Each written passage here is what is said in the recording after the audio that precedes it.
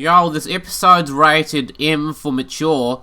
If you don't like mature content, then just skip the video, mate. Yeah, right. If you do like it, then enjoy.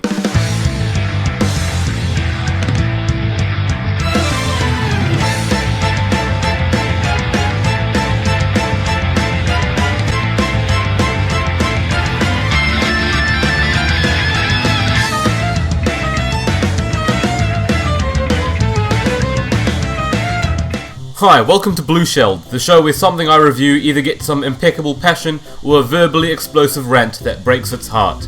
So yeah, I've never had sex before. I hope you're all well aware of that, but you know what's better than real sex? Anime sex, boy. What could possibly be better than stacking up your waifu body pillows with, I don't know, ramen stains? Can you say that? Today I'm covering HuniePop. HuniePop features a cast of unusual characters and sexual tension as awkward as you can get. On par with that of Peep Show. Jesus, it's too much. I'm gonna blow my beans. I'm gonna do a Jessel Beach. Are you okay? I'm fine. And the cock slap scene from The In-Betweeners. Oh, please, just what, you ugly cunt! But alas, I have set up to the game I'm reviewing too much now, so it's time to take off the rubber glove and actually touch, no, caress HuniePop. Oh, Rookie, have you reached the end of the game where you get AIDS? Surely if you're into match 3 games like Bejeweled, Candy Crush Saga, and the ever so godly Frozen Freefall Snowball Fight, you will be quite entertained by HuniePop, which uses those sort of mini games as a way to date girls, but I'll get to that later on. HuniePop, well, it was hard to describe. It's hard to wrap up my thoughts or feelings about this game in just one phrase. Like, what's one phrase that could describe HuniePop? Hot chick heaven, chick heaven, chick heaven, chick heaven, chick heaven, hot. Another note, the game on Steam censors out the nudity, so what I had to do to get the full experience was Google search the uncensor patch and chuck it into the game folder. I later realised this was a completely pointless thing to do, as the footage I use in this video would have to be censored anyway to get past YouTube's terms of service. Basically, the script I'm typing is my channel's death sentence. So if this video gets taken down, or even my whole bloody channel, well, it's been a nice run, guys. Farewell.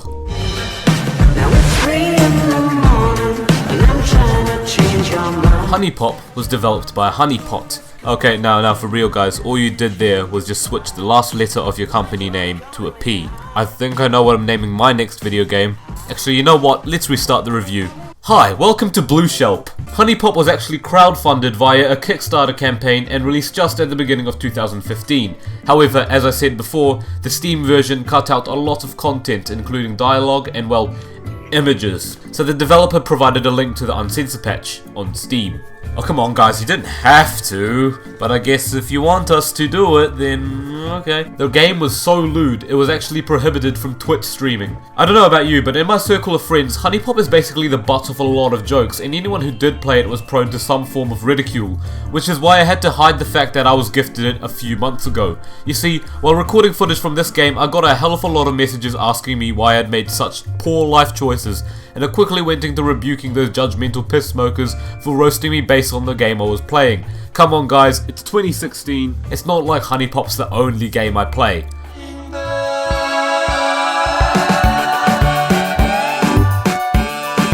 This is weird because I don't usually kick straight into this part of the video just yet, but I will just for now. Here I will talk about the most memorable music tracks in whatever I'm reviewing, and I want to get this out of the way first because I'm saving the best stuff for later, like gameplay and characters. HuniePop's soundtrack is actually really pleasant. It's soothing, cheerful, and really happy, and always good to accompany you solving puzzles, by never being too energetic. It's just good thinking music, perfect to accompany your adventure through Hot chick heaven. The first track I want to talk about is Dawnwood Park's theme. It's the sort of track that properly sums up HuniePop's atmosphere. Cheerful and bright, perfect for just hanging around at the park. There's one thing I do need to question about it though, and this is what I noticed, for real, how similar it sounds to Zontan's theme.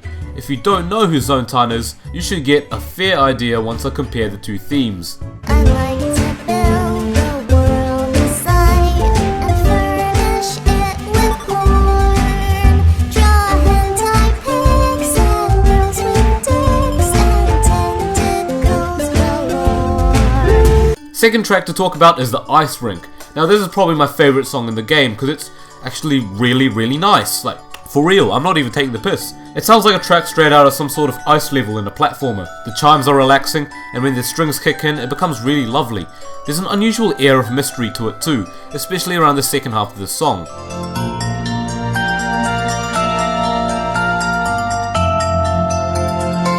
But the third standout track would definitely be In the Bedroom. I'm all yours, honey. Oh yeah, doesn't this make you feel kinky? Why don't you come along to my bedroom and I'll give you a real good time? Oh yeah, don't underestimate what I can pull off when I'm in the zone, you know what I'm saying? Yeah, okay.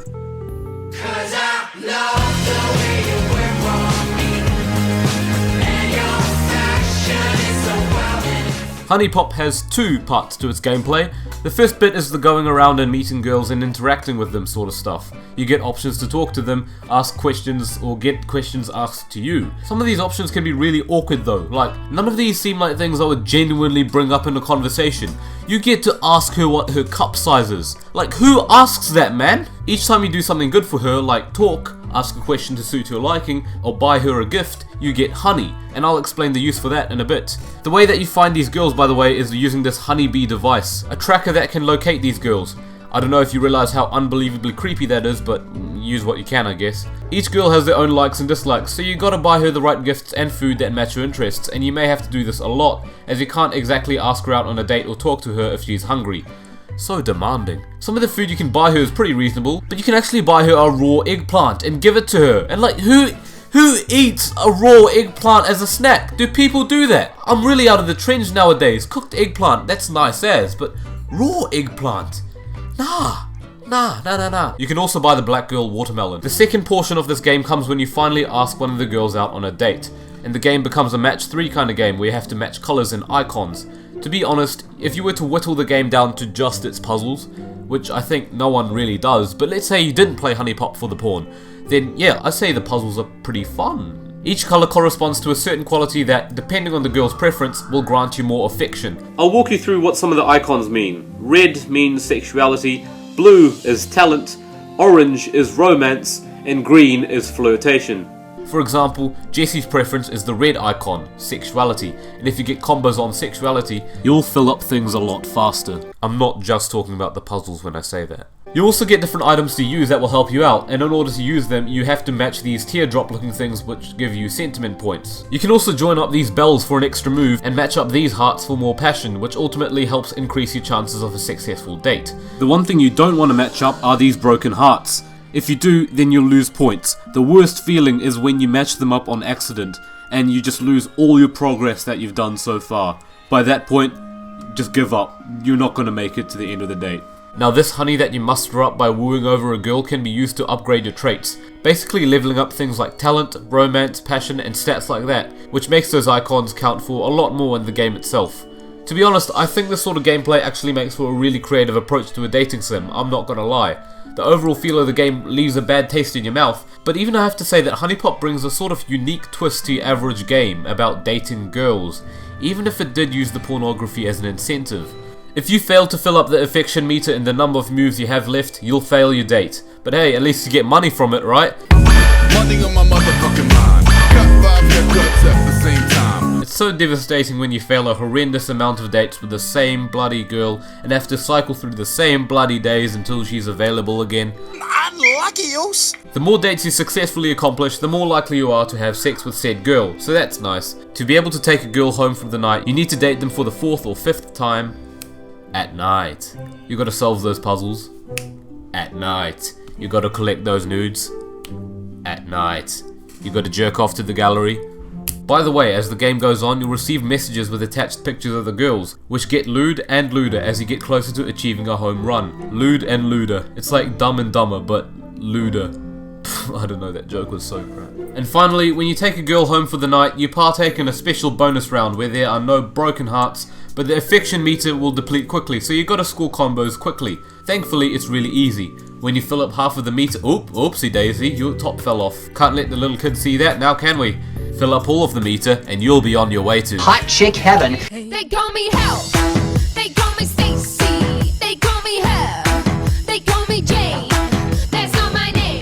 Every character in the game you meet is a female. You know what they should have called this game? Hot chick. Oh my god, get out, you dickhead. The first character you meet is Caillou, a fairy that gives you advice about love and has a surprising amount of faith in you. After your first night sleeping with one of the girls, she gets jealous and actually becomes a girl you can date. Then you find out, disturbingly, she's actually 384 years old. That has surely got to be MILF territory.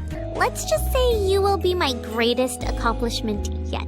Lola is pretty boring actually. She's a flight attendant and yeah, cool beans.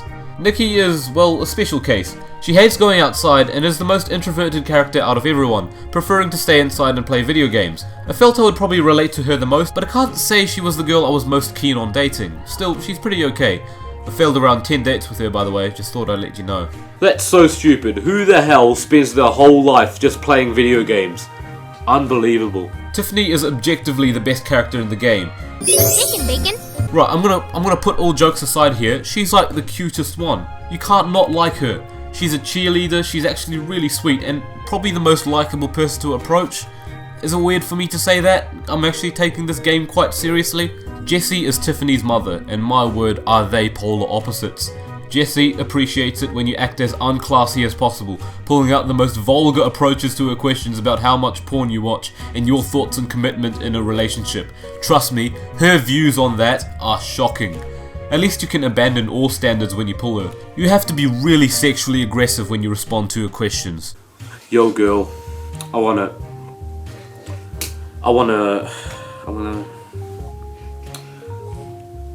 finger you outside next to a restaurant dumpster. Audrey though, Jesus Christ, like I have to be honest with you here, there was gonna be like no footage from me explaining her because her attitude was so bad that when I was recording the game I just outright refused to even visit her, let alone take her on a date. Like forcing me to just not record footage for her parts of the game.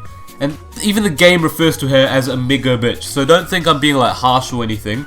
Mega bitch sounds like some sort of Transformers character that refuses to fight whenever the rest of them go out. She's stuck up, she's insulting, and she does a lot of drugs. I hated her. Eventually, I learned to just enjoy her for the anger. I found it pretty entertaining after a while how she just acts like a complete stuck-up twat in the face of everything you did and said. Then I realized, what the hell am I saying? I can't enjoy this toxic behavior. This sort of attitude is unacceptable in this sort of environment. And that police attitude she's got going there? Fuck off. No, absolutely not. I'm sensitive, Audrey. Kiana works out. She goes to the gym. She's fit. She lifts. I lift too. Can I date you, Kiana? Aiko is just great. Like, she's a teacher, so if you're into that sort of kinky stuff, then by all means, go for her. I mean, she comes across as some sort of mature and controlled person at first, but trust me, she's fucking dirty-minded. Like, you know those articles about teachers coming on to their students? Actually, let's not take it that far. Basically, if you went over Aiko, you're a lucky dude. Belly is probably the most calm-headed one. She does yoga and meditation and tends to just admire nature with a level state of mind, so I quite appreciated that. Also, does no one find it fucked up that when you're dating so many girls at the same time? Like, to cheat on one girl is a bad thing, but this game has 12! 12! That's like, good on you, man, for managing to slay that many successfully. But calm it down. You're switching between 12 different personalities at the same time. 11, actually. Lola doesn't really have a personality. Oh! Not to mention, you can date both Tiffany and her mother at the same time? Is that not weird? That's bizarre as hell. The game has 3 other secret characters and they're pretty out there. One is an alien captain, one is a cat girl, and one is a literal sex goddess. This game gets more and more surreal.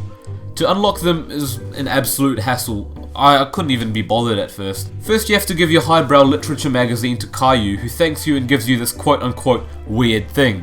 And here's where the process gets tedious. You have to visit the beach at nighttime. It sounds easy, but because the locations of each girl are always randomized, you have to cycle through so many days and areas to finally get to the beach. It takes a surprisingly long time. You try to leave the beach, and Celeste, the alien captain, meets up with you. Are you serious? You cannot be serious! This can't be for real! Later on, she sends you tentacle porn, because that's the sort of intimate picture you send to your date, isn't it? Her dialogue in the bedroom is so awkward though. She says, straight up, My underside has become lubricated. Oh, yeah, I feel so turned on by that. Not to mention her questions to you are just quiz questions about the bloody solar system. What game are you playing here, Celeste? This is not amusing. I came to date you. I didn't come to be tested on astronomy, okay? Just saying. The worst one is definitely Momo though. Like, not the worst girl in the game, but like the worst one to unlock. You have to buy a goldfish from the store, which only pops up sometimes. Then you take it to the park, try to throw it in the bin. Then Momo will catch up to you and ask for the fish. After a conversation, she really likes you, and you like her master.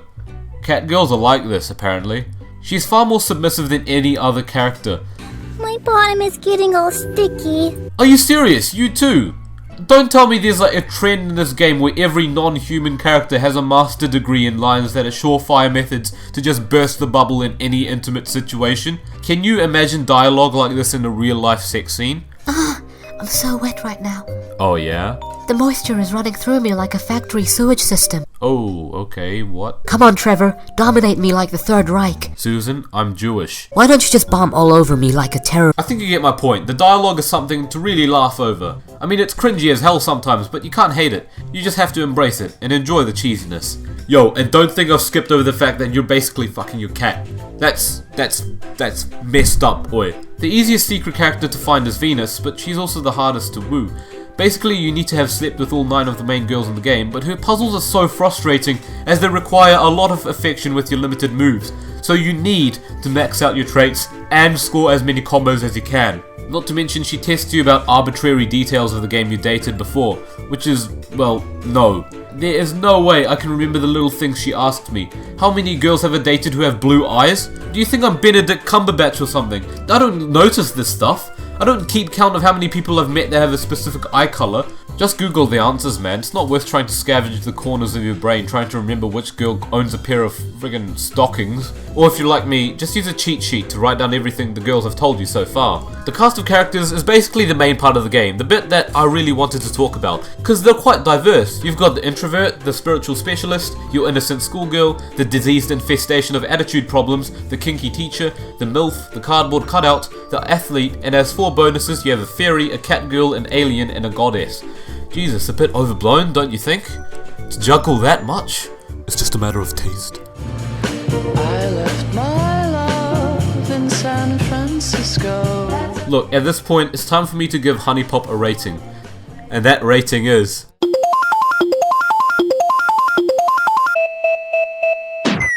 The fact that I've played this game for longer than I really expected looks really bad on my Steam, but the puzzles are admittingly fun and provide a really cool approach to the dating sim genre, even if it's seriously awkward sometimes. The game is extremely cringeworthy, but most of the time you can't help but admire how unsubtle characters like Jessie, Audrey and Caillou are. I'm horny, so let's fuck. As well as how off-putting dialogue from Celeste and Momo can be in the most crucial of events. Oh well, it is what it is. HuniePop. It's just shocking. Let no date go unfinished, they say. Let no pair of panties go uncollected. To be honest, who the hell collects panties anyways? Am I the only one who thinks that's really scungy? I am MasterJakeStudios. This has been BLUESHELLED, and I promote an end to this video. Did I just do the Hitler salute? Oh my god. Money on my motherfucking mind. Cut 5 haircuts at the same time. White gold pants, jet ski, Metawan. Foie gras bust of Albert Einstein. Get money. Money at my motherfucking mouth. A mansion, a ranch, and a camp in a town. A motherfucking store with the floor made of scouts. Bobby from the block don't got rocks, he got outs. Get money. Money in a motherfucking jar. Shark fin pastry, summers on Mars. 20 motherfuckers in This chest contains a picture of cool basketball. What the hell? And damn. Getting money. I'm getting money. What the hell was that? This game is scary. I got a bad feeling about this. No one fucking cares. Go fuck up and die. Oh, what? It's half time. Alright, team management boys. I'll put Le Jungberg as captain, Thierry Henry as corner taker, and penalty taker will be Lauren. Now, if that's not a top tier team, I don't know what is. Yellow team has the ball. Rounding off. I can't get the ball yet because I'm too far away. 40 bald eagles sewn into a coat. Zoo with the crib, mermaid in the moat. Buy another strip mall every 8. Don't get money. Money ain't a motherfucking bribe. It's a sport I invented to win when I watch. You know all the rights and the lights. It's just a matter of taste.